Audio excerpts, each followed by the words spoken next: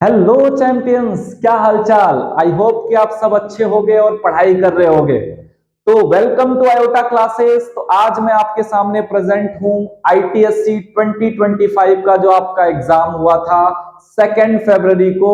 उस एग्जाम के question paper के सॉल्यूशन और आंसर की वाले वीडियो के साथ। तो बहुत सारे लोग वेट कर रहे थे कि कब आंसर की मिलेगा, रिजल्ट कब आने वाला है। तो आज मैं आपके सामने उसी क्वेश्चन पेपर के सॉल्यूशन वाले वीडियो के साथ प्रेजेंट हूं। तो आज आपका ये वाला जो आपका वेट था वो ओवर होने वाला है। आज आपको एक प्रॉपर आंसर की मिल जाएगा जिससे आप अपने एक रफ मार्क्स का आइडिया कर लोगे कि अप्रॉक्स आपके मार्क्स कितने बन रहे हैं। इस चीज को आप आज कैलकुलेट करने वाले हो, ठीक है। तो चलो, और जिनके डाउट्स भी रह गए होंगे कि कौन से क्वेश्चन का आंसर क्या होगा, किस तरीके से सॉल्व होगा, वो सारे डाउट्स भी आज आपके क्लियर होने वाले हैं। तो चलो, हम लोग लेट नहीं करेंगे, टाइम को वेस्ट नहीं करेंगे, सीधा अपने डिस्कशन को स्टार्ट करते हैं। सबसे पहले हम लोग मैथ्स वाला सेक्शन था उसको डिस्कस करेंगे, फिर हम लोग साइंस वाले पार्ट पे आगे बढ़ेंगे, ठीक है। तो अगर मैथ्स की बात करें तो सबसे पहला क्वेश्चन आपका ये वाला था। कई सारे लोगों ने इसको सिंप्लीफाई भी किया होगा, ठीक है। ये वाला क्वेश्चन थोड़ा सा लेंदी क्वेश्चन था, थोड़ा टाइम लग सकता था इसको सिंप्लीफाई करने में।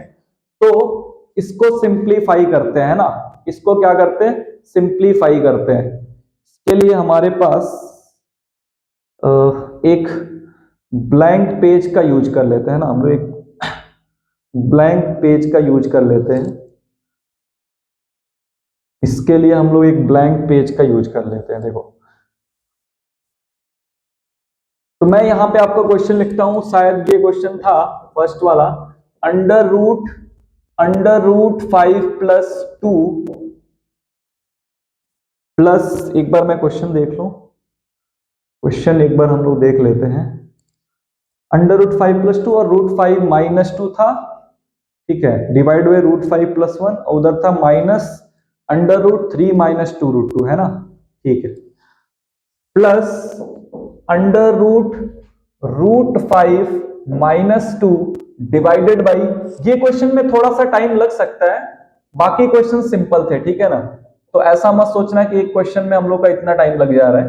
ये क्वेश्चन थोड़ा सा अच्छा क्वेश्चन था, इसलिए इसमें हम लोग थोड़ा टाइम दे सकते हैं। यार पूरे क्वेश्चन पेपर में एक दो क्वेश्चन तो होते ही हैं जो आपके टैलेंट को अच्छे से टेस्ट करते हैं, पेशेंस को टेस्ट करते हैं, आपकी कैलकुलेशन को टेस्ट करते हैं। तो ये क्वेश्चन कुछ उस टाइप का था आपका, है ना। माइनस अंडर रूट 3 - 2 रूट 2, शायद ये क्वेश्चन था। एक बार और मैच कर लेते, एक बार और मैच कर लेते, है ना। अंडर रूट 3 - 2 रूट 2 रूट 5+1 ये था आपका, ठीक है। तो इसको सिंप्लीफाई करना था भाई, सिंप्लीफाई करके देखना था क्या आंसर बन रहा है। तो एक काम करते हैं, सबसे पहले हम लोग इस वाले पार्ट को सॉल्व करते हैं, फिर हम लोग इस वाले पार्ट को सॉल्व करेंगे, फिर दोनों का फाइनल आंसर बताएंगे। और इन दोनों को सॉल्व करने से पहले पहले मैं इसको सिंप्लीफाई करता हूं, एक एक करके हम लोग सिंप्लीफाई करके तब वैल्यू को यहाँ पे पुट करेंगे, है ना, तब जाके होगा। सबसे सबसे पहले आपको ये वाला जो पार्ट है, अंडर रूट 5+2 जो है, उसको आप अगर सॉल्व करना चाहो तो इन दोनों को पहले ना वो रेशनलाइज करके और थोड़ा पहले सिंपल बना लेते हैं, फिर आगे हम लोग सॉल्व करेंगे। तो इसमें एक काम करो, अंडर रूट 5+2 और plus under root 5 - 2 divided by under root 5+1 को पहले हम रेशनलाइज कर देते हैं। डिनोमिनेटर के रेशनलाइजिंग फैक्टर से पहले मल्टीप्लाई करके इसको थोड़ा सिंपल बना लेते हैं। तो सबको पता है क्लास 9 के फर्स्ट चैप्टर में आपने पढ़ा था रेशनलाइजेशन, डिनोमिनेटर का जो प्लस वाला पार्ट होता है उसको माइनस करके फिर हम लोग मल्टीप्लाई करते हैं। तो अंडर रूट 5 - 1 ये इसका रेशनलाइजिंग फैक्टर बनेगा, इससे हम लोग पहले मल्टीप्लाई कर लेते हैं, फिर देखते हैं क्या होता है ना। तो ये वाला पार्ट जब न्यूमरेटर में मल्टीप्लाई होगा तो ये इसमें भी मल्टीप्लाई होगा और इसमें भी मल्टीप्लाई होगा। तो मैं इतना तो आपसे उम्मीद कर सकता हूं कि आप इसका मल्टीप्लाई करना जानते होगे। एक रूट वाले नंबर का जब रूट वाले नंबर में मल्टीप्लाई करते हैं तो रूट के अंदर मल्टीप्लीकेशन होता है। तो इसका जब आप इसमें मल्टीप्लाई करोगे तो आएगा अंडर रूट, मैं डायरेक्ट मल्टीप्लाई कर देता हूं, रूट 5 का रूट 5 में मल्टीप्लाई करोगे तो 5 आ जाएगा, और 2 का मल्टीप्लाई -1 में करोगे तो -2 आ जाएगा। तो 5 -2 3 मिलने वाला है आपको, है ना। फिर रूट वाले नंबर्स भी आएंगे। √5 का जब -1 में मल्टीप्लाई होगा तो -√5, और +2 का जब √5 में मल्टीप्लाई होगा तो +2√5। तो +2√5 -√5 +√5 आपको मिलने वाला है ना। +√5 आपको मिलने वाला है, +√5 आपको यहां से मिल जाएगा। डिवाइडेड बाई नीचे क्या है, और सॉरी एक और टर्म भी तो है ना आपका, प्लस ये वाला जो टर्म है इसमें भी तो मल्टीप्लाई होगा, तो सिमिलरली इसको भी मल्टीप्लाई कर लो आप। √5 का √5 में मल्टीप्लाई 5, -2 का -1 में मल्टीप्लाई +2, तो 5 + 2 7। रूट वाला नंबर देख लो, तो √5 का -1 में जब मल्टीप्लाई होगा तो -√5, एंड -2 का जब √5 में मल्टीप्लाई होगा तो -2√5। तो -√5 -2√5 आपका बनने वाला है -3√5, ठीक है। और डिवाइडेड बाई नीचे आ जाओ, तो ये रूट वाला नंबर ये रूट वाले में जब मल्टीप्लाई होगा तो रूट के अंदर √5 + 1 और √5 - 1 आपस में मल्टीप्लाई होंगे, तो a + b और a - b का फॉर्मूला बनेगा। इट मींस कि a² - b² से सॉल्व होगा, तो √5 a होगा और 1 जो है वो b बनने वाला है। तो √5 का स्क्वायर बताओ क्या बनेगा, अंडर रूट में √5 का स्क्वायर 5 और -1 का स्क्वायर आपका 1 हो जाएगा। तो ये चीज आपकी सिंप्लीफाई होके क्या आ रही है, ये चीज आपकी सिंप्लीफाई होके नीचे वाला टर्म तो √4 बनेगा, मतलब इसकी वैल्यू 2 आ जाएगी। तो ये वाला टर्म तो आपको क्लियर हो गया, इसका आंसर क्या आ रहा है, 2 आ रहा है। ये वाले अभी थोड़ा सिंप्लीफाई तो हुए, लेकिन अभी भी इतना सिंप्लीफाई नहीं हुए कि आगे इनको हम सॉल्व कर सके। तो अब इनको पहले सिंगल सिंगल करके हम लोग सिंप्लीफाई कर लेते हैं ना, पहले इनको सिंगल सिंगल करके हम लोग सिंप्लीफाई कर लेते हैं ना। चलो, तो पहले इसको सिंप्लीफाई कर लेते हैं, इसकी वैल्यू को लाके फिर यहां पुट करेंगे, फिर इसकी वैल्यू को पुट करेंगे। आ जाओ एक एक करके करते हैं। बस इस वाले क्वेश्चन में थोड़ा सा है भाई, थोड़ा सा इस क्वेश्चन के लिए थोड़ा आपको टाइम देना पड़ेगा, बाकी क्वेश्चन तो सिंपल थे, उतना टाइम नहीं वेस्ट करना पड़ेगा। तो इसको अगर आप चाहते हो सिंप्लीफाई करना, ये वो क्वेश्चन है जो शायद काफी लोग नहीं कर पाए होंगे। हाँ, तुक्का अच्छा बैठ गया होगा तो अलग बात है, बट सिंप्लीफाई करके मुझे नहीं लगता कि बहुत ज्यादा सारे लोग कर पाए होंगे, 1-2 लोग किए होंगे, काफी है ना। 3 + √5 को कैसे सिंप्लीफाई कर सकते हैं, ध्यान देना आप लोग। तो इसको आप पहले कुछ ऐसा करो कि ये किसी का स्क्वायर बन जाए। तो स्क्वायर तब बनेगा जब ये रूट वाले नंबर के साथ कोई 2 लगा हो, 2ab टाइप कोई टर्म बन जाए। तो उसके लिए आपको 2 का मल्टीप्लीकेशन करना पड़ेगा न्यूमेरेटर और डिनोमिनेटर में। तो रूट के अंदर 2 जो है वो न्यूमेरेटर और डिनोमिनेटर में आप मल्टीप्लाई डिवाइड कर दो, ये चीज आपका बन जाएगा। ये हम क्यों कर रहे हैं आप ध्यान से देखना, ये करने से आपका ऊपर 2 3 जा 6 प्लस 2 का √5 में मल्टीप्लाई करोगे तो 2√5 बनने वाला है, और डिवाइडेड बाई 2 हो जाएगा। अब जाके देखना, इस 6 को हम 1 + 5 में ब्रेक कर देते हैं, तो ये हो जाएगा 1 का स्क्वायर प्लस 5 जो है वो √5 का स्क्वायर बन जाएगा, और प्लस 2 इंटू ए के प्लेस पे 1 और बी के प्लेस पे √5 रखोगे तो ये 2√5 आपका 2ab बन जाएगा, और डिवाइडेड बाई 2 है तो उस 2 को आप नोट कर लो। ऐसा करने से आप देखो एक फॉर्मूला बन रहा है a² + b² + 2ab, तो ये 1 + √5 का होल स्क्वायर बन जाएगा। तो ये आपका हो गया √1 + √5 का whole square and divided by 2, ये आपका बन गया। इसको आप सिंप्लीफाई करोगे तो ये स्क्वायर है तो रूट इसका कैंसिल हो जाएगा, तो ये आ गया 1 + √5, बट 2 जो है वो किसी का स्क्वायर नहीं है, तो नीचे क्या आएगा, √2 आएगा। तो इसको हमने सिंप्लीफाई किया √3 + √5 को, तो ये आंसर हमको मिल गया है। इसको हम लोग किनारे पहले नोट करके रख लेते हैं। तो इसकी वैल्यू हमने क्या फाइंड कर ली है, 1 + √5 डिवाइडेड बाई √2, है ना, ये आपका बन रहा है। चलो, अब एक काम करते हैं, इस वाले को भी इसी तरीके से सिंप्लीफाई कर लेते हैं और देखते हैं इस वाले का क्या आंसर बन रहा है। इस वाले को भी हम लोग सिंप्लीफाई कर लेते हैं, ठीक है, इस वाले को भी हम लोग सिंप्लीफाई कर लेते हैं। तो अंडर रूट, अब तो आपको आइडिया मिल गया होगा कैसे करना है। √7 - 3√5 है, इसमें भी 2 का न्यूमेरेटर और डिनोमिनेटर में मल्टीप्लाई डिवाइड करो, 2 ब्रैकेट में 7 माइनस 3 रूट 5 और डिवाइडेड बाई 2 हो जाएगा। तो ये आपका बनेगा अंडर रूट 2 7 जा 14 minus 3 root 5 and divided by 2।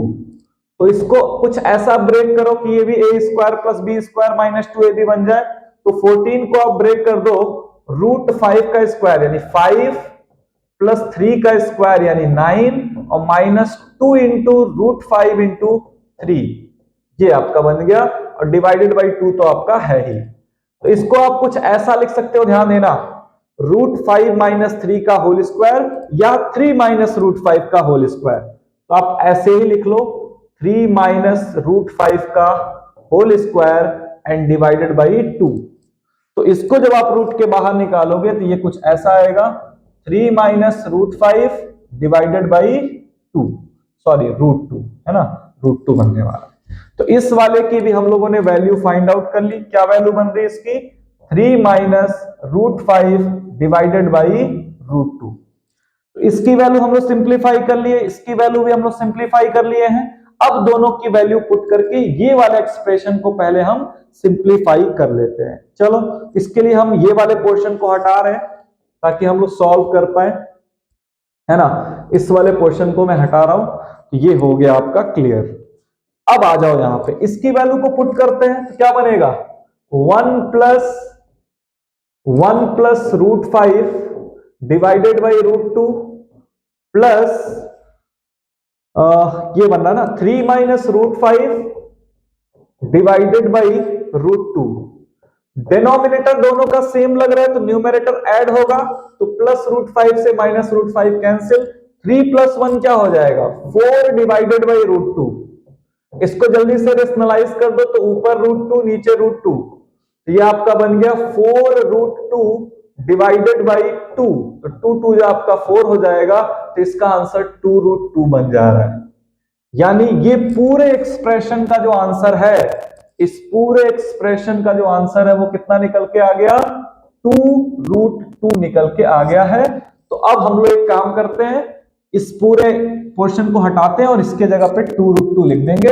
इसको थोड़ा यहीं पे सिंप्लीफाई कर लेते हैं यार, इसको भी सिंप्लीफाई कर लेते हैं, इसकी वैल्यू को भी वहां पे हम पुट कर देंगे। तो इसको भी बनाओ परफेक्ट स्क्वायर, किसी का स्क्वायर बनाओ।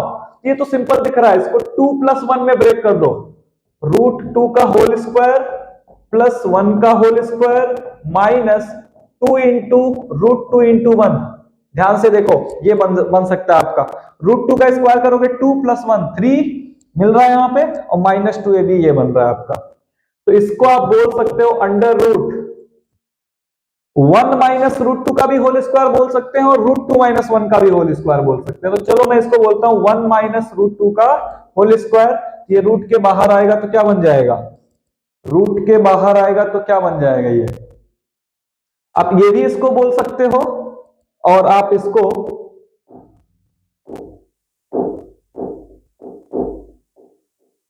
रूट 2 माइनस 1 का भी होल स्क्वायर बोल सकते हो, है ना। ये भी बोल सकते हो, जो आपका दिल करे। तो थोड़ा सा आपको ध्यान देना है क्या यूज करने से सिंप्लीफाई हो जाएगा। मैंने आपको यहाँ पे रूट 2 माइनस 1 का होल स्क्वायर क्यों लिखा है आपको भी आगे दिखेगा, है ना। तो ये रूट के जब बाहर आएगा तो क्या बनेगा? रूट 2 माइनस 1, ठीक है ना। ये आपका सिंप्लीफाई होके बाहर आ जाएगा। तो इसकी जो वैल्यू है वो हम लोग सिंप्लीफाई कर लिए, कितना हो रहा है? रूट 2 माइनस 1, ठीक है। तो बाकी सब हम इरेज कर देते हैं और अब इन वैल्यूज के हेल्प से हम लोग सिंप्लीफाई करना शुरू कर रहे हैं, है ना। चलो ये स्पेस हम लोग पहले खाली करते हैं, ये स्पेस पहले हम लोग खाली कर देते हैं। अब यहां से वैल्यूज को पुट करो आप, ठीक है। अब यहां से आप वैल्यूज को पुट करो, इसकी वैल्यू बन रही है 2 रूट 2, है ना। और यहां पे ये वैल्यूज को आप लेके आओ तो ये आपका बनेगा माइनस ब्रैकेट में कितना है आपका? रूट 2 माइनस 1, ठीक है, रूट 2। अच्छा इसमें शायद डिवाइडेड बाई 2 भी था ना नीचे, इसकी वैल्यू हम लोग मिस कर दी है। इस वाले की वैल्यू भी तो थी ना, डिवाइडेड बाई 2 भी था, याद करो। ये डिवाइडेड बाई 2 भी है तो 2 से 2 क्या हो गया? कैंसिल आउट हो गया। तो ये आपका बनेगा रूट 2 माइनस, ब्रैकेट के बाहर माइनस होगा तो ये माइनस रूट 2 हो जाएगा, और ये जो -1 है वो +1 हो जाएगा, तो +√2 से -√2 कैंसिल हो गया और इसका आंसर क्या आ रहा है, 1 आ रहा है। तो बहुत मुश्किल से ये आंसर 1 आ रहा है।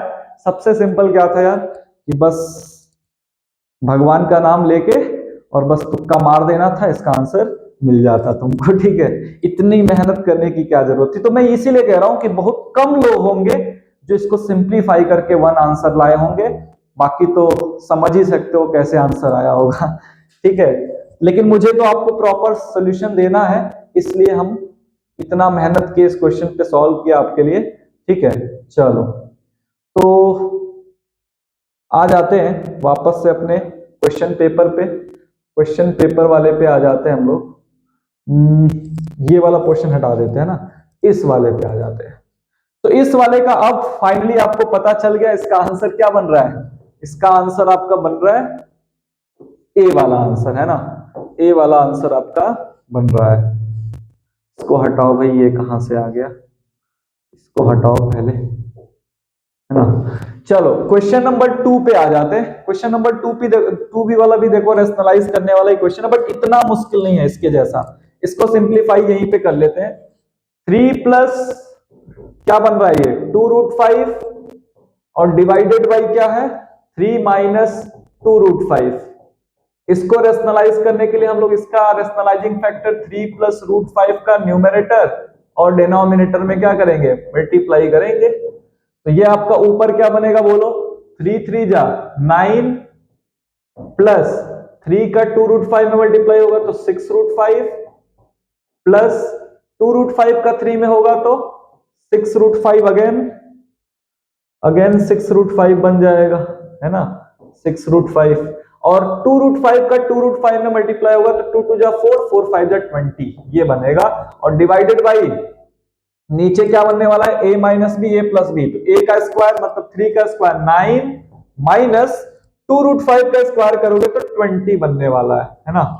तो इसको अगर आगे सिंप्लीफाई करें तो 9 प्लस 20 29 हो गया और 6√5 प्लस 6√5 12√5 और डिवाइडेड बाई -11 बन रहा है। इसको अलग अलग अगर आप सेपरेट करोगे तो 29 बाई -11 और प्लस 12√5 अपॉन -11 बनने वाला है। तो इस तरीके से करके आप a की वैल्यू ये हो जाएगी और b की वैल्यू जो है वो ये वाला हो जाएगा। तो उसने किसकी वैल्यू पूछी है, सॉरी p क्यू है, तो p की वैल्यू वो हो जाएगी और q की वैल्यू वो वाली हो जाएगी। तो फाइंड करो इसका p प्लस क्यू कितना हो जाएगा, तो 29/11 माइनस में और प्लस q की वैल्यू -12/11। डिनोमिनेटर सेम है तो -29 -12 -41/11 ये p प्लस q की वैल्यू आ रही है। और 11 का मल्टीप्लाई जब आप करोगे तो 11 से 11 कैंसिल होके -41 जो है वो इसका आंसर बनेगा। तो फर्स्ट वाले का ऑप्शन ए करेक्ट है और सेकंड वाले का ऑप्शन बी करेक्ट है। इस तरीके से इसके आंसर बन रहे हैं। आगे बढ़ते हैं, क्वेश्चन नंबर 3 पे आ जाओ। अब आगे हम लोग क्वेश्चन नंबर 3 पे, बहुत लेट करके हम लोग पहुंचे क्वेश्चन नंबर 3 पे, क्योंकि आगे क्वेश्चन आ गया था थोड़ा डेंजरस वाला, है ना। एक कर्व रेक्टेंगुलर फील्ड है जिसकी एरिया ये गिवन है ना, इसकी एरिया ये गिवन है। तो इसमें से कौन लेंथ और ब्रेथ हो सकता है ये आपको बताना है। तो सिंपल सी कहानी है कि एरिया इज इक्वल टू होता है लेंथ इनटू ब्रेथ। तो जिनको मल्टीप्लाई करने से ये आएगा वही वाला हो जाएगा। तो आप इसको मल्टीप्लाई करना, इनको मल्टीप्लाई करना, अगर दोनों से आ गए तो सी वाला ऑप्शन हो जाएगा। बट मेरे हिसाब से शायद इन दोनों को मल्टीप्लाई करने से आ रहा है, तो इन दोनों को आप मल्टीप्लाई कर लेना यार, इतना तो सबको आता होगा ना। 7x प्लस 5 का 2x माइनस 3 में तो मल्टीप्लाई कर सकते हो। 7 2 जा 14x square, 7x into -3, 7x का 2x में करोगे तो 14x स्क्वायर, 7x का -3 में करोगे तो -21x, 5 का 2 में करोगे तो 5 2 जा 10x और 5 3 जा -15। को सिंप्लीफाई कर लो तो 14x square -21x plus 10x -11x -15 ये आपका बन जाएगा। तो शायद ये मैच कर रहा है इससे, ठीक है ना। इसको आप मल्टीप्लाई करोगे तो पहला ही टर्म देखो नहीं मैच कर रहा है, 5 3 जा 15x स्क्वायर आ रहा है, तो ये वाला तो नहीं होगा। ठीक है ना, ये वाला तो नहीं होगा, तो बी वाला ऑप्शन जो है इसका भी करेक्ट हो रहा है ना। चलो आगे बढ़ते हैं, क्वेश्चन नंबर 3 के बाद हम लोग क्वेश्चन नंबर 4 पे आ जाते हैं। ये रहा आपका क्वेश्चन नंबर 4। इसमें शायद आपको एरिया फाइंड आउट करनी है ना, एरिया फाइंड आउट करनी है। देखते हैं कैसे कैसे इसका क्वेश्चन है। थोड़ा और इसको जूम कर ले क्या, और थोड़ा सा बड़ा कर ले, लेकिन चलो क्लियर है, दिख रहा होगा शायद। सबसे पहले उसने area of triangle A O B, area of triangle A O A B देखना है। ओ यहां पे है, ओ कहां पे, ये है ना ओ, ओ ए बी, ए कहां पे है आपका ए, ये ओ ए बी, ये वाले का। इसका एरिया कैसे निकालोगे यार, तो 1/2 इंटू बेस इंटू हाइट, यही ट्राइंगल के एरिया का फॉर्मूला होता है। तो बेस आपका 4 है और हाइट 8 है, 4 इंटू 8, तो 2 2 जब 4 हो गया, तो 8 16 आ रहा है।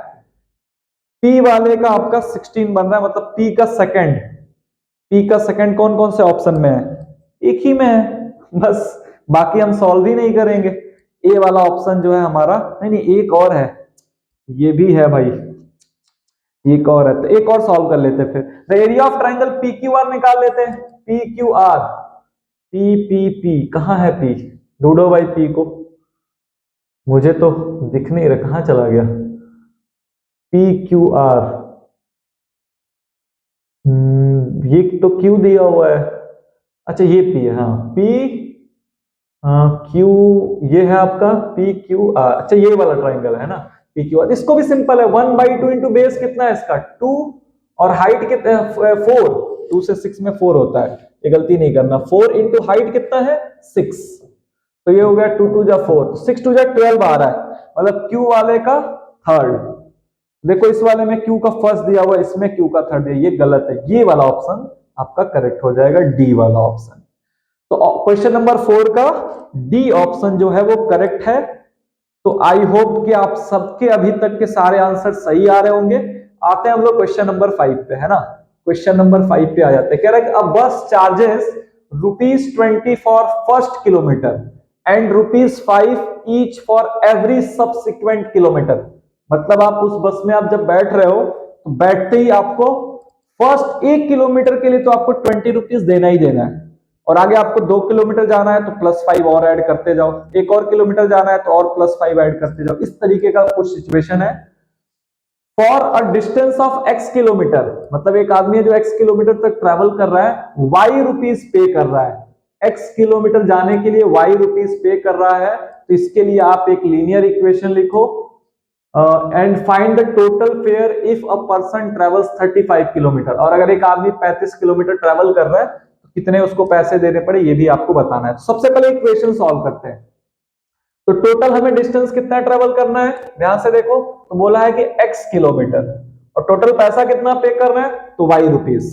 तो अगर कोई आदमी x किलोमीटर ट्रेवल कर रहा है, तो उसमें से पहले 1 किलोमीटर के लिए उसको कितने पैसे देने पड़ेंगे, 20 रुपीस, प्लस अगर x में से 1 किलोमीटर निकल गया तो कितने किलोमीटर बच गए, x-1, तो उस x-1 किलोमीटर के लिए उसको कितने रुपए, 5 रुपीस पे करने पड़ेंगे। तो पहले 1 किलोमीटर के लिए 20 रुपीस, रिमेनिंग x-1 किलोमीटर के लिए 5 रुपीस पे करने पड़ेंगे। तो 5 का मल्टीप्लाई करो और दोनों को ऐड करोगे, तो आपका जो टोटल पैसा है वो y रुपीस पे कर रहा है, तो उसको आप y के इक्वल कर दोगे, ये आपका लीनियर इक्वेशन प्रिपेयर हो जाएगा। तो 20 plus 5 into x 5x, 5 into -1 -5 equal to y। तो 20 में से 5 को माइनस करो, 15 हो जा रहा है, 15 plus 5x is equal to y। कौन सा इक्वेशन मैच कर रहा है यार, तो 5x को इधर ट्रांसफर कर दो, तो y माइनस 5x और 15 को इधर ही रहने देते हैं, ये इक्वेशन बन रहा है। तो ये वाला इक्वेशन मुझे लग रहा है सिर्फ इसी में है ना, सिर्फ ये वाला है। तो हम तो ऐसे भी ऑप्शन टिक कर सकते थे, लेकिन चलो अब ये बोला है 35 किलोमीटर का, तो वो फाइंड भी कर देते हैं। तो 35 किलोमीटर में फर्स्ट किलोमीटर के लिए 20 रुपीस, और रिमेनिंग जो 34 किलोमीटर है उनमें 5 का मल्टीप्लाई कर दो, उसके लिए 5 रुपीस पे करने पड़ रहे हैं। तो 20 प्लस 34 5 जा 170, तो 170 प्लस 20 190 रुपीस पे करने पड़ेंगे। तो देखो उस ऑप्शन में 190 है भी, है ना। तो यही ऑप्शन आपका बी वाला करेक्ट हो जाएगा। तो 5 वाला जो क्वेश्चन है उसका ऑप्शन नंबर बी करेक्ट है। तो अब बताओ कितने लोग ऐसे हैं, एक बार कमेंट बॉक्स में जल्दी से बता दो कितने लोग हैं जो मैथ्स के स्टार्टिंग के 5 क्वेश्चन में 5 आउट ऑफ 5 उनका सही हो रहा है। जल्दी से एक बार कमेंट में बता दो सारे लोग, अपना नेम लिख के बताना, सर मेरा इतना 5 में 5 सारा सही आ रहा है ना। जल्दी से एक बार कमेंट करके बता दो, थोड़ा मुझे भी पता चले कितने लोगों का स्टार्टिंग के 5 में 5 जिसके सही होंगे वो अच्छा होगा यार। अगर तुक्का भी उसका लगा होगा तो ठीक लगा है उसका, है ना। फर्स्ट वाला क्वेश्चन तो मतलब बहुत बढ़िया क्वेश्चन था। फर्स्ट वाला क्वेश्चन जो है वो ज्यादा अच्छा क्वेश्चन था मेरे हिसाब से। तो अगर स्टार्टिंग के 5 आउट ऑफ 5 अगर किसी के सही हो रहे हैं तो वो फिर पढ़ाई कर रहा है ना, मानना पड़ेगा। फिर वो क्या कर रहा है, पढ़ाई कर रहा है, अच्छे से पढ़ाई चल रही है उसकी, है ना। चलो आते हैं हम लोग अपने डिस्कशन को आगे बढ़ाते हैं। क्वेश्चन नंबर 6 तो बहुत सिंपल क्वेश्चन था। उसने बोला है कि इसमें से कौन सा ऐसा सॉल्यूशन है जो इसका सॉल्यूशन है। तो इसमें से इस पॉइंट्स आपको x के जगह पे y के जगह पे वैल्यू पुट करनी थी।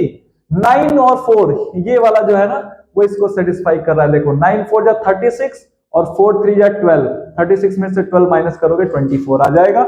बहुत सिंपल था मेरे हिसाब से, ये पूरे 20 क्वेश्चन में सबसे सिंपल क्वेश्चन यही था, सबसे इजी क्वेश्चन आपका यही वाला था। लेकिन इसमें भी बहुत लोग मिस्टेक किए होंगे, क्योंकि जो इजी होता है ना उसमें मिस्टेक होने का चांस सबसे ज्यादा होता है। लोगों को ये डाइजेस्ट ही नहीं होता यार, इतना इजी कैसे हो गया, है ना।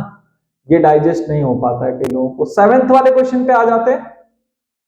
बोला इन the given figure P R और क्यू एस बराबर है। ये ध्यान से देखो भाई, पी आर और क्यू एस बराबर है, पी आर इक्वल है क्यू एस के। कह रहा है कि इस चीज से आपको जाना है P Q equal to R S तक। तो क्या हम लोग अगर पी आर और क्यू एस बराबर है तो पी क्यू को आर एस के बराबर कर पाएंगे? ऑब्वियस सी बात है कर पाएंगे। पी आर में से हम लोग माइनस कर देते हैं क्यू आर को, और क्यू एस में से भी हम लोग माइनस कर देते हैं क्यू आर को। भाई अगर कोई दो चीजें इक्वल हो तो उनमें से कोई सेम चीज माइनस करने से वैल्यू में कोई चेंज तो आता नहीं है। दोनों साइड से मैंने क्यू आर ही माइनस किया है। तो देखो पी आर में से अगर क्यू आर को माइनस कर दें तो पी क्यू आ जाएगा, और क्यू एस में से अगर क्यू आर को माइनस कर दें तो आर एस आ जाएगा। ये आया। लेकिन वो बोला है बताओ ये जो आप ला रहे हो P Q equal to R S, इसमें कौन सा आपने एक्सियोम यूज किया है? तो ध्यान से देखो, तो हमने जो एक्सियोम यूज किया है कि दो इक्वल वैल्यूज में से कोई इक्वल चीज को दोनों साइड सब्ट्रैक्ट करें तो आंसर जो आता है वो भी इक्वल ही रहता है। तो इसमें देख लो कौन सा एक्सियोम मैच कर रहा है। If equals are subtracted from equals the remainders are equal, ये वाले एक्सियोम को हमने फॉलो किया है। तो ऑप्शन नंबर बी जो है वो करेक्ट हो जाएगा। तो ये आपका यूक्लिड ज्योमेट्री वाला जो चैप्टर है उस चैप्टर से ये क्वेश्चन था। ये एक्सियोम आपने पढ़ा होगा। ये इस क्वेश्चन में मुझे नहीं लगता कोई लेबल है इन दोनों क्वेश्चन में। ये क्वेश्चन नंबर 6 और 7 दोनों आपके NCERT R S Aggarwal simple books में ये पूरा पढ़ा हुआ है ये क्वेश्चन, ठीक है ना। तो ये क्वेश्चन तो काफी सिंपल थे। 8 वाला भी मेरे हिसाब से काफी सिंपल क्वेश्चन है। ध्यान से देखो, कह रहा है कि सी जो है वो मिड पॉइंट है एक लाइन सेगमेंट ए बी का। एक लाइन सेगमेंट ए बी है, सी उसका कौन सा पॉइंट है? मिडिल पॉइंट है। तो बताओ अगर AC और BC इक्वल है तो वो AB के क्या होंगे? ऑब्वियस सी बात है, AC और BC बराबर हैं तो वो AB के हाफ होंगे दोनों, है ना। AB के हाफ हो जाएंगे दोनों। तो ये आपका बी वाला ऑप्शन करेक्ट हो जाएगा। तो 6 7 8 तीनों को हम वेरी इजी कैटेगरी में रखेंगे। आप भी शायद इसी कैटेगरी में रखोगे। बहुत सिंपल क्वेश्चंस थे। क्वेश्चन नंबर 9 पे आ जाओ। Use the given figure to match column 1 column 2, ABCD के पैरेलल है। बहुत सिंपल क्वेश्चन है यार। देखो 1 और 7 ध्यान से देखो कौन से एंगल है। ये भी आपका एकदम बुक वाला क्वेश्चन है। तो मुश्किल से 2-3 क्वेश्चंस को छोड़ दिया जाए ना तो बाकी क्वेश्चन मेरे हिसाब से इतने टफ क्वेश्चन नहीं थे। ये कहां से चला आ रहा है भाई, ठीक है ना, काफी मुश्किल क्वेश्चंस नहीं थे। तो ध्यान से 1 और 7 को देख के क्या लग रहा है? ये मुझे ऐसा लग रहा है ना, ये पहले तो एक्सटीरियर एंगल है, उसमें भी अल्टरनेट, तो अल्टरनेट एक्सटीरियर एंगल है। तो इसको आप मैच कर दो इस वाले से। फिर आ जाओ 4 5 में, 4 + 5 180। 4 और 5 क्या है? पहली बात तो ये इंटीरियर एंगल है और को इंटीरियर एंगल है, ठीक है ना। ये आपके को इंटीरियर एंगल हो गए। तो ये को इंटीरियर एंगल्स यहाँ पे लिखा हुआ है। और आ जाओ 1 = 5 क्यों बोल पा रहा है? 1 और 5 क्यों इक्वल है? Corresponding angles.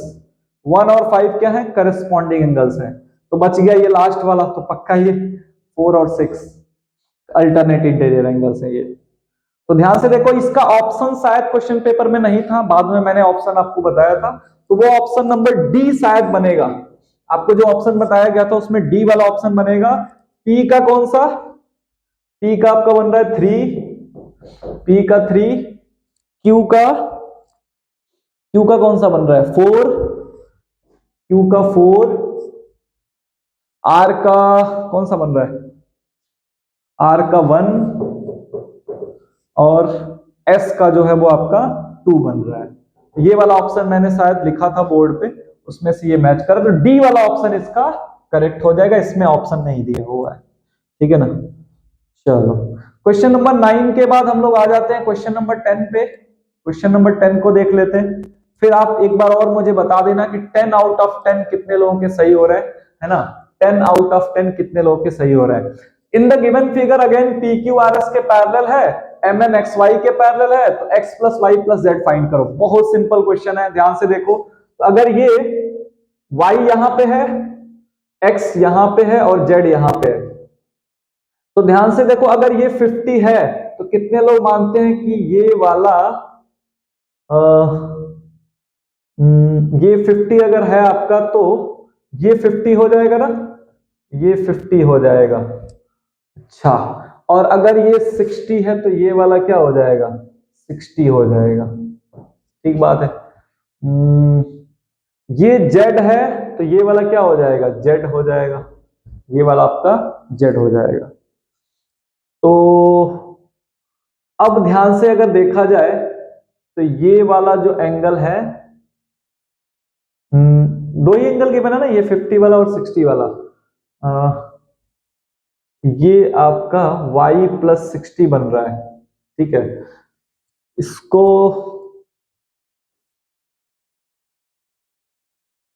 ये आपका लीनियर पेयर भी यहां पे आप बना सकते हो, ये वाला जो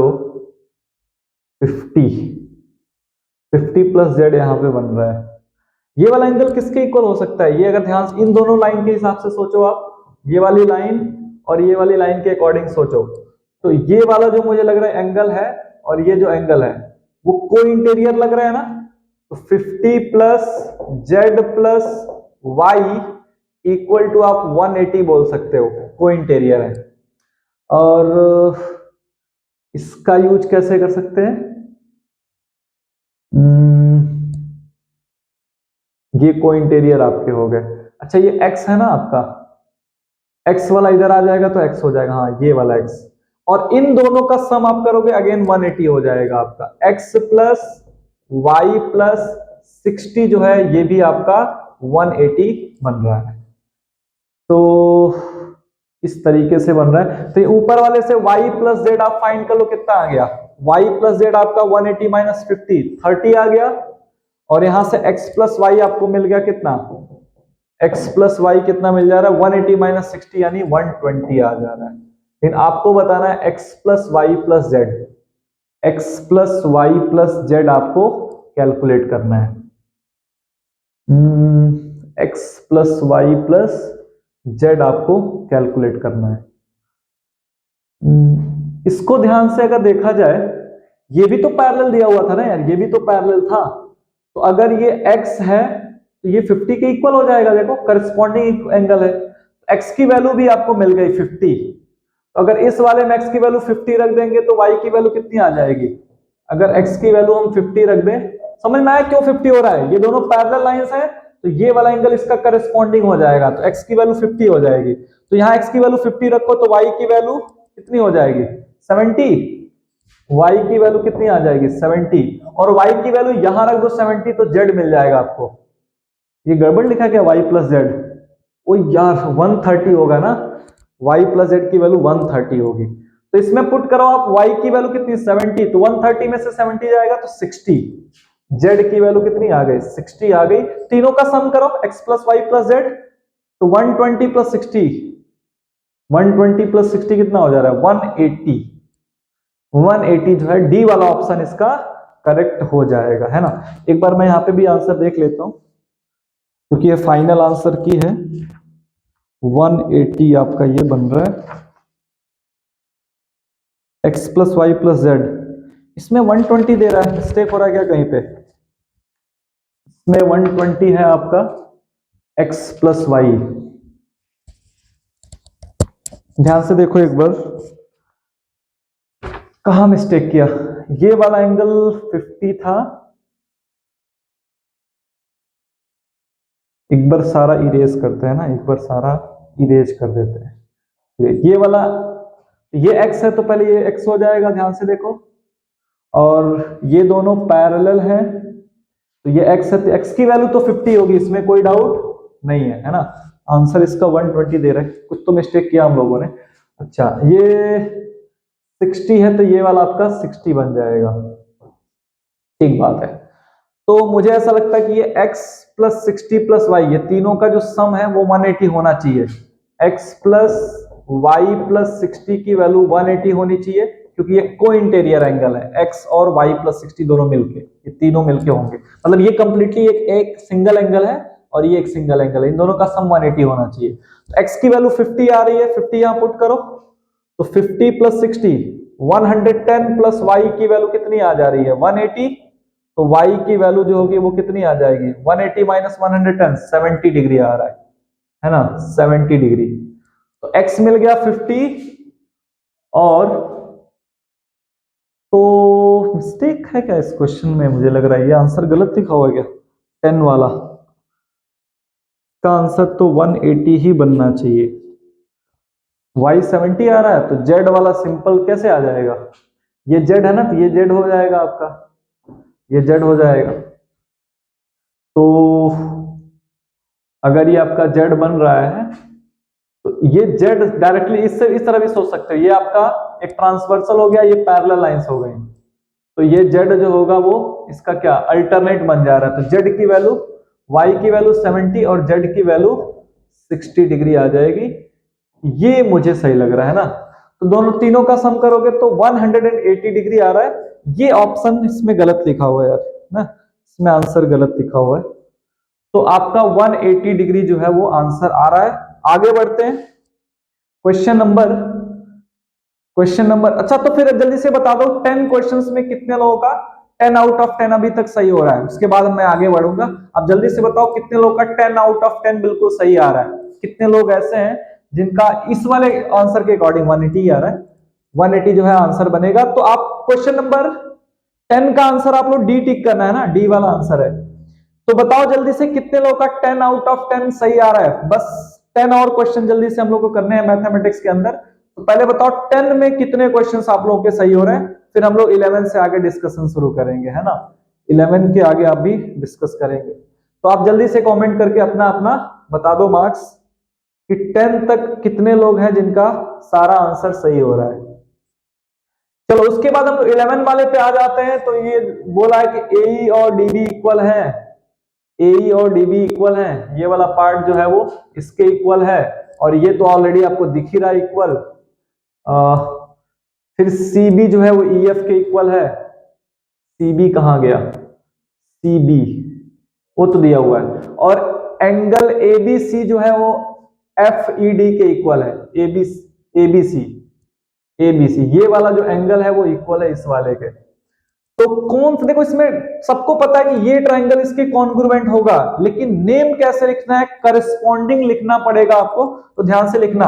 तो ध्यान से देखो, ई वाला एंगल अगर बी के इक्वल हो रहा है तो ई जो है वो बी के करस्पॉन्डिंग होना चाहिए। तो इस वाले में देखो ई बी, इसमें तो पूरा लेफ्ट हैंड साइड में पूरा बीच में बी दिख रहा है, इसमें कौन से वाले में बीच में ई है, इस वाले में दिख रहा है और इस वाले में दिख रहा है, बाकी ये वाला और ये वाला आंसर तो हो ही नहीं सकता। अब इसमें और भी देखो ध्यान से, तो उसने बोला है कि ए बी किसके इक्वल है, सॉरी ए जो है वो इक्वल था, तो ए बी पूरा पूरा, या ऐसे इसको देख लो, सी बी किसके इक्वल है, सी बी इक्वल है ई एफ के, तो अगर ई बी के करस्पॉन्डिंग है तो एफ जो है वो सी के करस्पॉन्डिंग होगा, तो एफ वाला सी के, ऑप्शन नंबर ए जो है वो करेक्ट हो जाएगा। अच्छा इसमें, हाँ इसमें डी लिख दिया हुआ है इसलिए ये वाला गलत हो जाएगा। तो ए बी सी जो है वो डी ई एफ का कॉन्ग्रुएंट होगा, बस इसमें नेम जो है वो सही से लिखना था, बाकी कॉन्ग्रुएंसी तो सबको समझ में आ रहा है कि वो दोनों ट्राइंगल क्या हो रहे हैं, कॉन्ग्रुएंट हो रहे हैं, all side angle side criteria से कॉन्ग्रुएंट हो रहे हैं, है ना। क्वेश्चन नंबर आ जाओ आप 12 पे, है ना। इसके बाद जल्दी से हम लोग 12 वाला क्वेश्चन डिस्कस कर लेते हैं। एक्स और वाई की वैल्यू फाइंड करनी है ना। और इसमें भी ध्यान से देखो तो ये वाला साइड किसके इक्वल है, इस वाले के, ये वाला साइड इक्वल है इस वाले के, और ये कॉमन साइड है, नहीं ये वाला नहीं, ये वाला कॉमन साइड है, ये गड़बड़ बना दिया मैंने, ठीक है। ये वाला जो है ये इसके इक्वल हो गया, ये इसके इक्वल हो गया, और ये वाला जो है वो कॉमन हो गया। तो ये ट्राइंगल और ये ट्राइंगल कॉन्ग्रुएंट हो जाएंगे, तो फिर ये 37 जो डिग्री है ना वो इस वाले के इक्वल होगा एक्स के। तो एक्स की वैल्यू आ गई 37 और वाई की वैल्यू कितनी आ जाएगी 70 डिग्री। तो ऑप्शन नंबर बी जो है वो आपका करेक्ट हो जाएगा। इस तरीके से करके हमें ये क्वेश्चन करना था। क्वेश्चन नंबर 13 भी देख लेते हैं इसी के लगे। DEF are the midpoints of BC, AC and AB of a equilateral triangle। एक इक्विलेटरल ट्राइंगल है जिसका नाम है ABC और इनके साइड्स के मिड पॉइंट दिए हुए हैं ऐसे, उनको ज्वाइन करने से एक ट्राइंगल बन रहा है DEF। D जो है वो BC का है, AC का E है और AB का F है। तो बताओ भाई अगर एक इक्विलेटरल ट्राइंगल हो उसके मिड पॉइंट को ज्वाइन करने से जो ट्राइंगल बनता है वो भी तो इक्विलेटरल ट्राइंगल बनता है ना, वो भी क्या बनता है, इक्विलेटरल ट्राइंगल ही बनता है। तो ये भी बहुत सिंपल क्वेश्चन था, काफी सिंपल क्वेश्चन था ये भी, ठीक है ना। तो 13 क्वेश्चन का आंसर आपका सी वाला हो जाएगा। तो आई होप एकदम अच्छे से आपको समझ में आ रहा होगा, मैं पूरा टाइम दे रहा हूं, ठीक है, आपको अच्छे से समझ में आना चाहिए। क्वेश्चन नंबर 14 पे आ जाते हैं। ABCD एक पैरेललोग्राम है जिसमें एंगल ADC 85 है and side AB is produced to E। तो x प्लस वाई की वैल्यू फाइंड करनी है। यार बहुत सिंपल क्वेश्चन है, ध्यान से देखो। ये y वाला आपने पढ़ा होगा पैरेललोग्राम में जो एक्सटीरियर एंगल होता है वो अपोजिट इंटीरियर के इक्वल होता है। तो y की वैल्यू तो डायरेक्टली 85 दिख रही है ना, इसके डायरेक्ट ये इक्वल होता है। और ये एक्स वाई भी तो इक्वल होंगे ना अल्टरनेट इंटीरियर एंगल से, तो x की वैल्यू भी 85 हो गई। तो दोनों की वैल्यू 85 हो रही है, ऐड करोगे तो 190 डिग्री आपका आंसर बनने वाला है ना। चलो 15 को भी यही देख लेते हैं, है ना। 15 वाला भी थोड़ा सा और ऊपर स्लाइड कर लेते हैं, 15 वाले क्वेश्चन को देख लेते हैं। 15 वाले में क्या कह रहा है कि सब कुछ है, x प्लस वाई की वैल्यू निकालनी है। तो ध्यान से देखो यार, एक हमने वो थ्योरम पढ़ रखा है ना कि इक्वल कॉर्ड की वजह, सॉरी सेम कॉर्ड की वजह से जो एक सेगमेंट के अंदर एंगल बनता है, ये वाला थ्योरम याद करो कि कोई अगर एक कॉर्ड हो, इस कॉर्ड की वजह से सेम सेगमेंट में बनने वाला एंगल क्या होता है, इक्वल होता है। सेम सेगमेंट में बनने वाला एंगल क्या होता है, इक्वल होता है। तो अगर आप ध्यान से देखो तो ये कॉर्ड है, ये कॉर्ड है, इस कॉर्ड की वजह से जितना एंगल यहां बन रहा है उतना ही एंगल कहां बनेगा, यहां बनेगा। तो अगर ये x है तो ये भी कितना हो जाएगा, x हो जाएगा। तो अब ध्यान से आप देखो तो ये वाला एंगल x है और ये वाला एंगल y है, और ये जो 90 डिग्री आपको दिख रहा है वो इस छोटे से ट्राइंगल का एक्सटीरियर है। एक्सटीरियर अंदर के दोनों के इंटीरियर के इक्वल होता है, तो जो 90 डिग्री है उसको किसके इक्वल होना पड़ेगा, x प्लस वाई के इक्वल होना पड़ेगा। और आपसे x प्लस वाई की वैल्यू उसने पूछा है, तो डी वाला ऑप्शन आपका करेक्ट हो जाएगा 90 डिग्री, ठीक है। आगे बढ़ते हैं 15 के बाद 16 वाले पे आ जाते हैं। कह रहा है कि PQRS एक साइक्लिक क्वाड्रिलेटरल है सच दैट PR उसका एक डायमीटर है। पहले तो बना लेते हैं एक साइक्लिक क्वाड्रिलेटरल, PQR और एक S ऐसे करके एक क्वाड्रिलेटरल बना लेते हैं, साइक्लिक होना चाहिए, है ना। उसमें भी कह रहा है PR जो है वो डायमीटर है, ज्वाइन करो भाई PR को, PR को ज्वाइन करो, ये डायमीटर बन रहा है, मतलब बीच में कहीं सेंटर होगा, यहाँ पे सेंटर होगा। SPR 72 डिग्री है, SPR ये 72 डिग्री है, बढ़िया है। QPR 67 है, QPR अच्छा ये वाला कितना है 67 डिग्री है। तो आपको एंगल QRS बताना है, QRS ये वाला आपको बताना है। सिंपल है यार, इन दोनों को ऐड करो, आपने पढ़ा है साइक्लिक क्वाड्रिलेटरल में ऑपोजिट एंगल्स का सम 180 डिग्री होता है। तो इन दोनों का सम करो, 72 प्लस 67 कितना हो जाएगा 139, कितना होगा 139। तो इसको 180 में से माइनस कर दो, इसका ऑपोजिट एंगल मिल जाएगा। तो 180 माइनस 139 कितना हो जाएगा 1 7 में से 3 41 डिग्री जो है वो आपका मिल जाएगा, जिस एंगल के बारे में बोल रहा है ये वाला। तो ये दोनों एंगल दिया ही था, दोनों का सम करोगे तो P वाला एंगल मिल गया। और साइक्लिक क्वाड्रिलेटरल की यही प्रॉपर्टी होती है कि उनके ऑपोजिट एंगल्स का सम 180 डिग्री होता है। तो ये वाला एंगल आपका 41 डिग्री मिल जाएगा। तो इतना टफ नहीं था यार, बहुत सिंपल है। एक क्वेश्चन दो क्वेश्चन को छोड़ दिया जाए, बाकी क्वेश्चंस बहुत सिंपल थे आपके, है ना, बहुत सिंपल थे आपके। आ जाओ अगले क्वेश्चन पे बढ़ते हैं। क्वेश्चन नंबर 17 को ध्यान से देखो। कह रहा है कि एक कोनिकल टेंट है जो 12 ट्रायंगुलर पीसेस से स्टिच करके बनाया गया है और दो तरह के कलर है, एक ये कलर है और एक आपका ये वाला कलर है। तो 6 इसमें का होगा, 6 इसमें का होगा। और ट्रायंगल का जो डायमेंशन दिया हुआ है वो देख लो, 11 11 6 करके दिया हुआ है। आप इसका सॉल्व कर लेना हीरोन्स फॉर्मूला लगा के। सबसे पहले सेमी पैरामीटर आप निकाल लो, तो 11 प्लस 11 22 प्लस 6 28 हो जा रहा है, बाई 2 कर लो। 14 जो है वो आपका बन जा रहा है।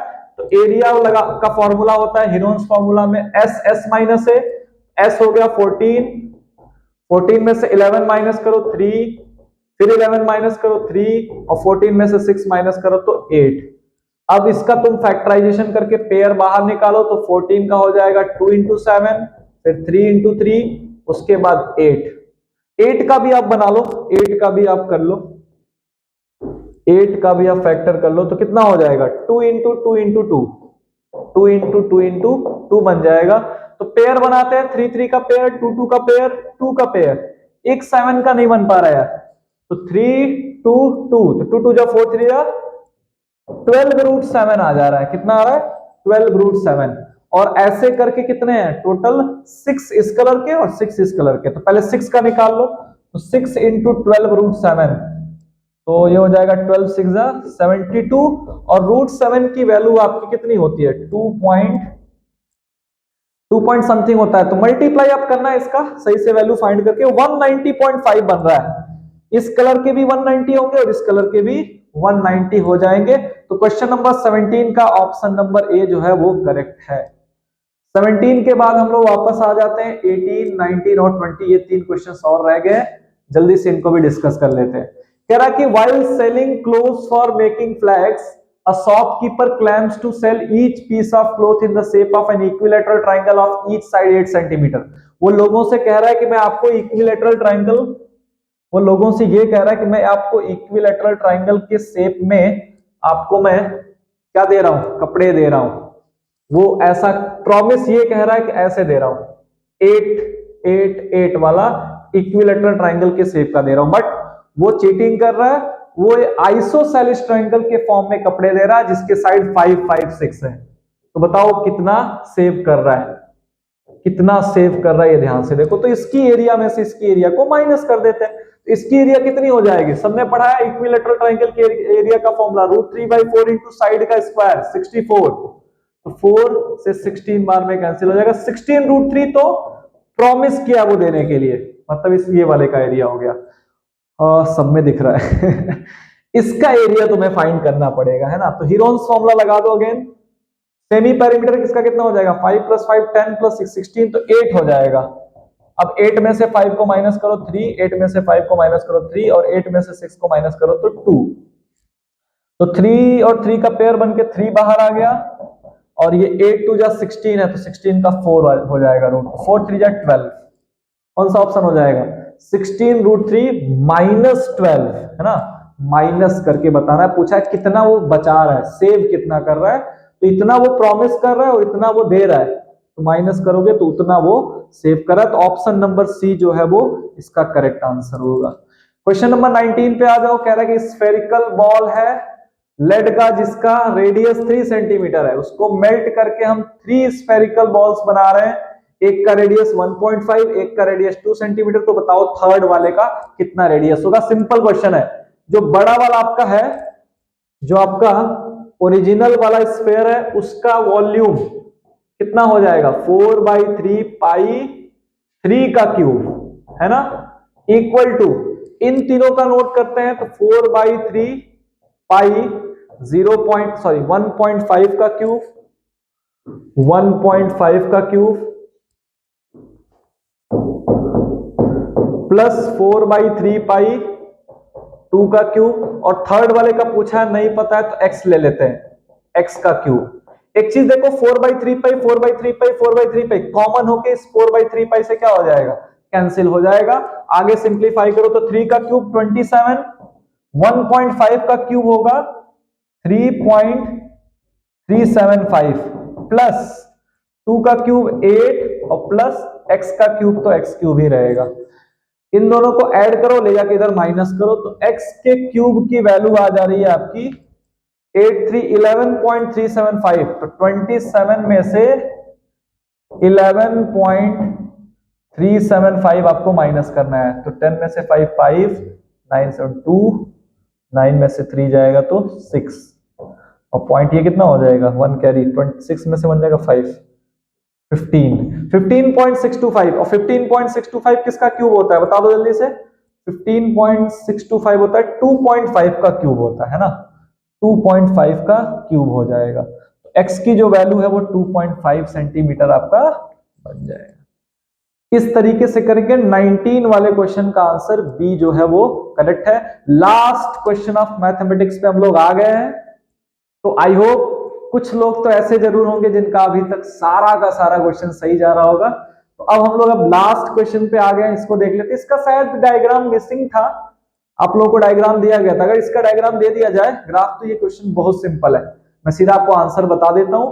8/23 इसका आंसर शायद बन रहा है ना। मैंने आंसर अभी देखा था 8/23 शायद इसका आंसर बन रहा है, शायद ही नहीं, करेक्ट है, यही आंसर बन रहा है। तो आप देख लेना, ग्राफ देख लोगे, शायद रेशियो पूछा है, इस पेपर में भी कहीं लिखा हुआ नहीं, ठीक है ना, पेपर में भी कहीं दिया नहीं है। यहाँ पे भी देखो ग्राफ आपका मिसिंग है, देख रहे हो, केवल आंसर यहाँ पे दिया हुआ है 8/23। तो आप ऑप्शन से मैच करना, मे बी आपका हो जाए, ठीक है ना। तो अभी हम लोग 20 क्वेश्चंस का पूरा आंसर, पूरा सॉल्यूशन कवर कर लिए हैं। इसके बाद हम लोग साइंस वाले सेक्शन पे आएंगे, ठीक है ना। साइंस वाले सेक्शन को डिस्कस करेंगे और उनके आंसर को टिक करेंगे। तो एक काम करते हैं, पहले मैं आपको सारे क्वेश्चंस का आंसर बता देता हूं साइंस वाले का, और इसके बाद मैं एक और वीडियो में, क्योंकि ये वीडियो का बहुत ज्यादा लेंथ हो जाएगा, आप भी फॉलो नहीं करोगे, वैसे भी आपका एग्जाम, एनुअल एग्जाम आने वाला है, प्रिपरेशन में लगे होगे, इतना कौन ध्यान देता है। तो मैं इसके साइंस वाले का भी सॉल्यूशन का एक वीडियो बनाऊंगा, लेकिन तब तक आप आंसर्स अपने मैच कर लो। मैं आपको आंसर की साइंस का बता देता हूं। क्वेश्चन नंबर 21 का जो करेक्ट आंसर है, क्वेश्चन नंबर 21 का जो आपका करेक्ट आंसर है वो है ये वाला, बी वाला, आयनाइजेशन, कंडेंसेशन और सॉलिड और गैस, ठीक है। वाई जो है वो क्या है, वाई एक सॉलिड बन रहा है शायद, वाई वाला कितने नंबर पे बोला, लास्ट है ना, गैस बन रहा है। तो गैस से प्लाज्मा जो है आयनाइज करके हम लोग बनाते हैं, बाकी देख लेना इसमें, ठीक है। तो मैं सीधा आंसर बताता जाता हूं आपको कि एटलीस्ट आप अपने मार्क्स को कैलकुलेट कर पाओ, क्लियर है। चलो 22, अगर किसी को किसी ऑप्शन में ऐसा होगा तो नहीं, मैंने बहुत अच्छे से इसको सारा कुछ करके आंसर की बनाया हुआ है, बट फिर भी अगर किसी को डाउट होगा तो वो जरूर क्लियर कर लेना, ठीक है ना। आप लोग क्लियर कर लेना पहले ही कि सर ये आंसर नहीं होगा, आप आके डिस्कस कर लेना। वैसे इसका चांस बहुत कम है, 0% है मेरे हिसाब से, बट मैं ओवर कॉन्फिडेंस नहीं रखता हूं। तो अगर आपको किसी को लगता है कि जो आंसर की मैं बता रहा हूं उसमें आपको कुछ डाउट नजर आ रहा है तो आप मेरे से एक बार डिस्कस जरूर कर लेना, ठीक है ना।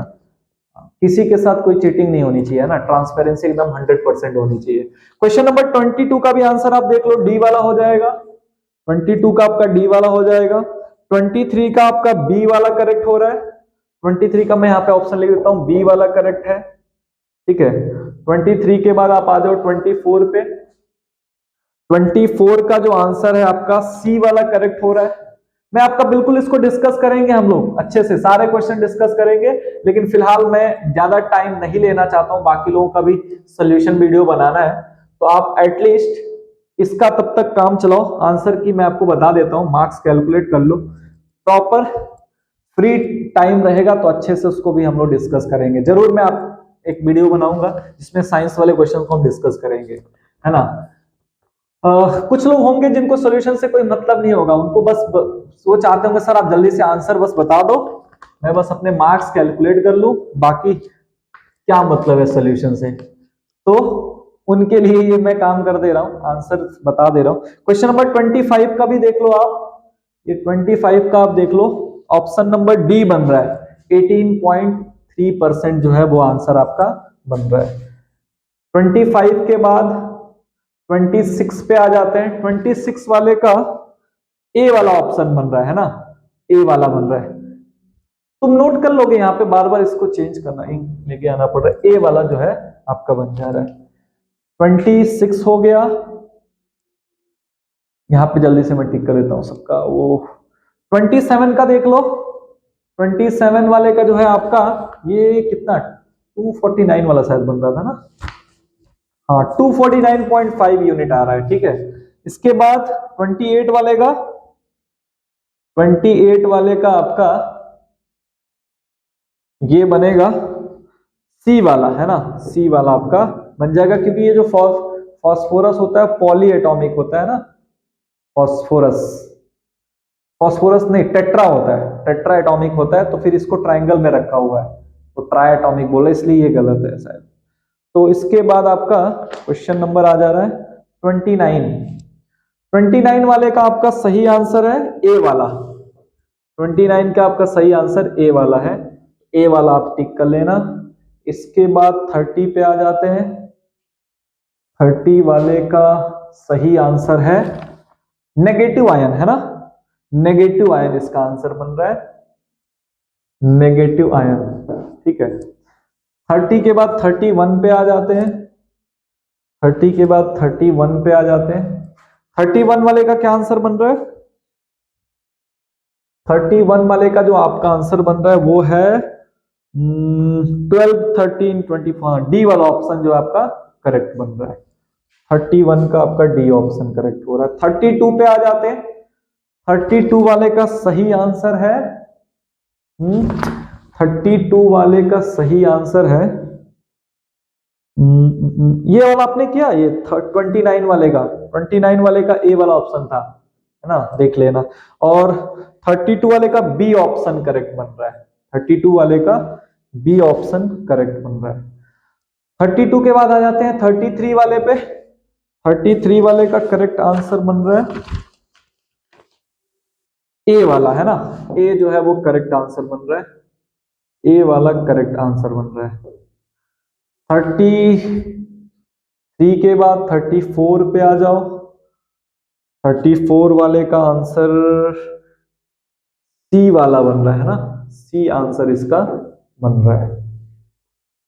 34 के बाद 35, 35 पे आ जाते हैं। 35 का आपका आंसर बन रहा है सी वाला, सी वाला बन रहा है। 35 के बाद आ जाओ 36 पे। 36 वाले का करेक्ट आंसर आपका बन रहा है ए वाला, एडिपोज टिश्यू, है ना, एडिपोज टिश्यू वाला बन रहा है। 36 के बाद आ जाओ 37 पे।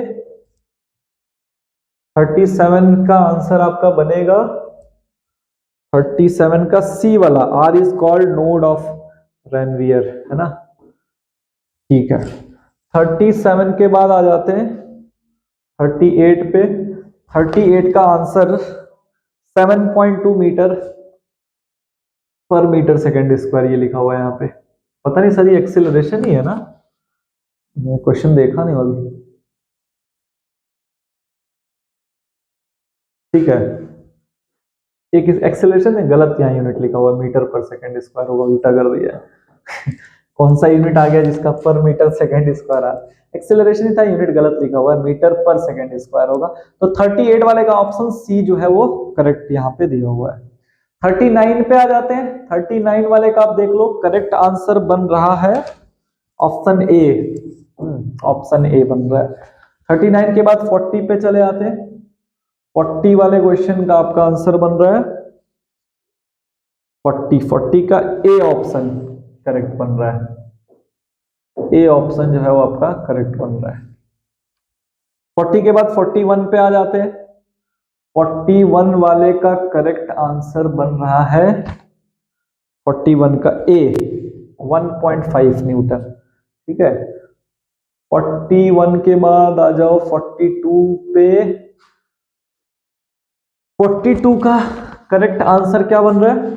42 का 1:10, ठीक है ना, 1:10 बन रहा है, 1:10 आपका आंसर बन रहा है, ठीक है। क्वेश्चन नंबर 42 पे आ जाओ। 42 हो गया ना, 42। 43 वाले का, 43 वाले का आप देख लो। 43 का करेक्ट आंसर बन रहा है ए वाला, 50 सेंटीमीटर पर सेकेंड। इसके बाद आते हैं 44 वाले पे। 44 वाले पे आ जाओ। 44 वाले का आंसर बन रहा है 0.55 केजी, है ना, 0.55 केजी जो है वो 44 वाले का आंसर बन रहा है, ठीक है। इसका हम एक प्रॉपर सोल्यूशन वीडियो जरूर लेके आएंगे, तब तक आप जल्दी से अपना आंसर मैच कर लो, ठीक है। क्वेश्चन नंबर 45 का 300 जूल बन रहा है ना, सी वाला ऑप्शन, सी वाला ऑप्शन आपका करेक्ट हो रहा है। 300 जूल आ रहा है ना। उसमें काइनेटिक एनर्जी जो है वो स्टार्टिंग का और बाद में पोटेंशियल जो फ्रिक्शन की वजह से फ्रिक्शन फोर्स वाला जो एनर्जी है वो दोनों वर्क डन ऐड होगा। 300 जूल जो है वो आपका करेक्ट आंसर बन रहा है, ठीक है ना। 45 के बाद 46 पे आ जाते हैं। 46 का ये पूरा डिस्टेंस निकालोगे यहां से यहां तक 46 का, तो एक कितने का है सर, निकाल के 340 से निकालेंगे तो यहां से लेकर यहां तक का पूरा डिस्टेंस मेजर करना था ये वाला, ठीक है। टोटल आपका 70 सेंटीमीटर बन रहा है। डी वाला ऑप्शन इसका करेक्ट है। 47 पे आ जाओ। 47 का अगर आंसर देखा जाए तो 47 का आंसर सी हो रहा है। 47 का सही आंसर सी वाला हो रहा है। 48 पे आ जाते हैं। कुछ क्वेश्चंस छूट तो नहीं रहे ना। 48 वाले का आप कमेंट कर देना अगर कोई छूटा होगा तो। 48 वाले का आंसर बन रहा है हाइब्रिडाइजेशन वाला मेथड, ठीक है ना। हाइब्रिडाइजेशन जो है वो वाला आपका आंसर बन रहा है। 48 के बाद आ जाते हैं 49 पे। अगर कुछ क्वेश्चन छूटे तो नहीं ना, हाँ सब हो गए।